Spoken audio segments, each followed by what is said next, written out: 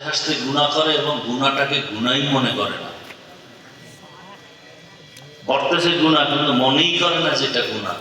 আর মারাত্মক খতরনাক।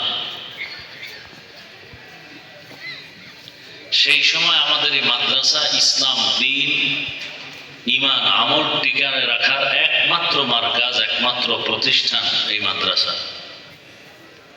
দুনিয়ার সব ইসলাম বিদ্বেষীরা মাদ্রাসার বিপক্ষে অবস্থান করতেছে, ষড়যন্ত্র আর চক্রান্ত করতেছে।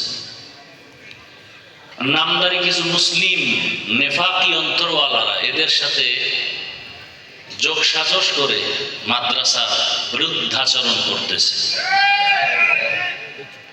দেখেন কেমনে বলে যাকাত ফেতরা খেয়ে লেখাপড়া করে লাভ কি? হাসতে হাসতে কথাগুলো বলে, কতটা আক্রমণ। বলে ফার্সি ভাষা শিখে লাভ কি, উর্দু শিখে লাভ কি, হিন্দি পড়ে লাভ কি? মানুষ